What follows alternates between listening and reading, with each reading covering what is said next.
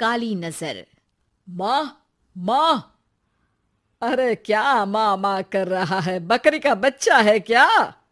अरे माँ, मजाक छोड़ो। मुझे फाइनली वो मेन चौराहे वाली दुकान मिल गई है। अब देखना, आपका बेटा दुगनी स्पीड से पैसा कमाएगा। उफ़, ये क्या? मेरी ऑनलाइन मेकअप क्लास चल रही है। इतनी जोर से क्यों बोल रहे हो आप दोनों? अरे मेरी धर्म पत्नी जी, मेकअप क्लास बाद में करना। वो चौराहे वाली दुकान मिल गई है हमको। अरे वाह! रुको, मैं अपनी माँ को फोन लगाकर बता देती हूँ। अरे मैं भी अपने रिश्तेदारों को बता देती हूँ। कितनी खुशी की बात है। हाँ हाँ, मैं भी अपने दोस्तों को बता देता हूँ। 1 हफ्ते बाद रजिस्ट्री है। बस, घर में खुशी का मौका था। उन तीनों ने अपने अपने फोन उठाए और लोगों में बात फैलाना शुरू कर दिया।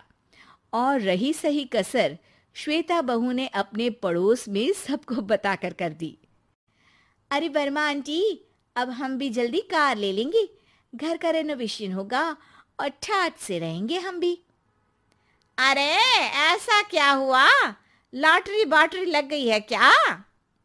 अरे, इस बार चौराहे वाली मॉल में हमको भी दुकान मिल गई है। दुकान नंबर 21, जो एकदम चौराहे पर है। अब ग्राहक बढ़ेंगे तो आमदनी भी बढ़ेगी ही ना। अरे वाह, कितनी खुशी की बात है। मैं बहुत खुश हूँ तुम्हें इतना खुश देख के। बाकी एक बात कहूँ, सबको मत बताते फिरना। किसी की नजर लग जाएगी तो खुशी की खबर वापस लौट जाएगी। हैं? ऐसे थोड़ी ना होता है। अब डरा रही हो। अरे सही कह रही हूँ। काली नजर कहते हैं इस चीज को, जब आप किसी को कुछ बताओ और वो काम बिगड़ जाए। अरे लेकिन मैं तो। तुमने सबको बता दिया ना? हाँ, फोन लगा लगा के। अब बच के रहना। काली नजर बड़ी खतरनाक होती है। श्वेता इतनी खुश रहती है कि वो वर्मा आंटी की बात पर ध्यान ही नहीं देती, जबकि पड़ोस में और भी लोगों से खुशी की खबर शेयर करती रहती है। अगले दिन राजेश बहुत दुखी होकर घर आता है। अरे बेटा, क्या हुआ? मुंह क्यों सूजा हुआ है? मधुमक्खी ने काट लिया क्या? माँ, वो दुकान किसी और के पास चली गई। किसी ने ज्यादा भाव लगा दिया। अरे पर बात तो आपसे हुई थी ना उस दुकान वाले की। हाँ, आज मैं टोकन अमाउंट देने गया था, तब मुझे पता चला। कोई आकर सुबह मुझसे पहले ही ज्यादा अमाउंट दे गया। काली नजर। क्या? क्या कहा? वर्मा आंटी ने समझाया था कि किसी को बताना मत, वरना काली नजर लग जाएगी। अच्छा, तुम्हें उनकी बात मान लेनी चाहिए थी। उनकी बात मान लेती, लेकिन उसके पहले ही सबको बता चुके थे ना हम तीनों। अरे अगली बार से ध्यान रखेंगे।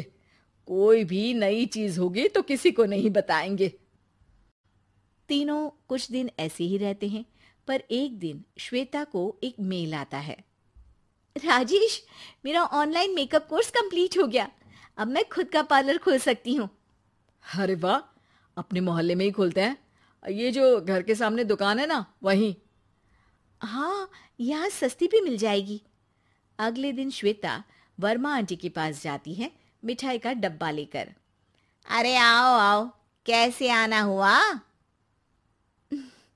जोर से नहीं बोलूंगी। वो सामने वाली दुकान है ना, वहां मैं अपनी पार्लर की दुकान खोलने वाली हूँ। उसकी मिठाई है। अरे वाह, बहुत बधाई हो तुमको। हाँ, मैं कमाने लगूंगी तो राजेश पर पूरे घर का बोझ नहीं रहेगा ना आंटी जी। ये तो है। पर ये बता कि तूने ये बात किसी और को तो नहीं बताई ना? अरे नहीं नहीं, पिछली बार गलती कर दी थी। काली नजर लगी किसी की और राजेश के हाथ से वो दुकान चली गई थी। सबको मत बताना। चलो मैं चलती हूँ, कल दुकान की बात करने भी तो जाना है। अगले दिन श्वेता दुकान के लिए मालिक से बात करने जाती है।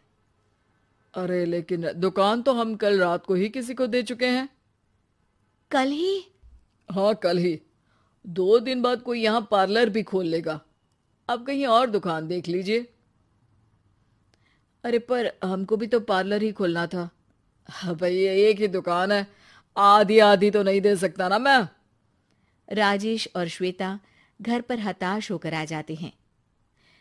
इस बार तो किसी को बताया भी नहीं था, अब किसकी काली नजर लग सकती है। सुनो, तुमने माँ को बताया था क्या?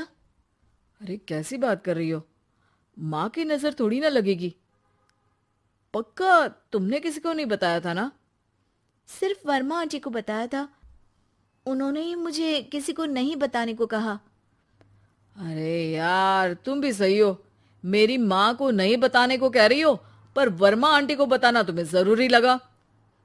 अरे वर्मा आंटी ने ही तो काली नजर के बारे में बताया था ना, वो हमेशा हमारा भला ही तो चाहती है। मेरी माँ भी हमारा भला ही चाहती है। अरे पर चिल्ला क्यों रहे हो? बात नहीं कर सकते क्या आराम से? नहीं आता वो आराम से बात करना, और करना भी नहीं चाहता हूं मैं। दुकान जाने का दुख गुस्से में बदल गया था और राजेश और श्वेता में बात बंद हो गई थी। 2 दिन बाद मोहल्ले में पार्लर का इनॉग्रेशन हुआ, जिसमें मोहल्ले के सभी लोगों को बुलाया गया, पर श्वेता, राजेश और माँ नहीं जाते। माँ अंदर आ जाओ, क्या देख रही हो? अरे नया पार्लर देख रही हूं अपने आंगन से।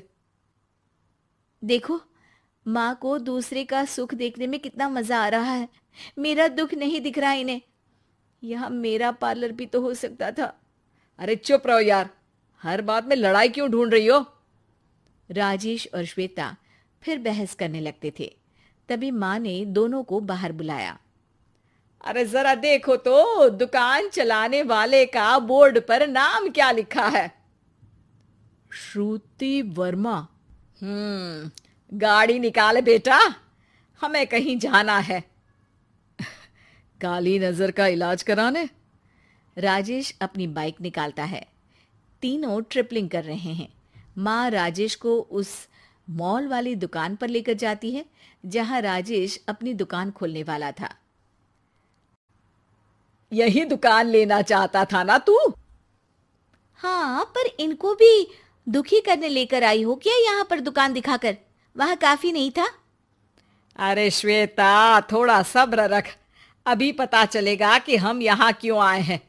बता, इस दुकान चलाने वाले का नाम क्या है? अनुपम वर्मा। कुछ समझ में आया? वो दुकान वाली श्रुति वर्मा, ये दुकान वाला अनुपम वर्मा, और हमारे पड़ोस में हमने उस दुकानों के बारे में बताया किसको था?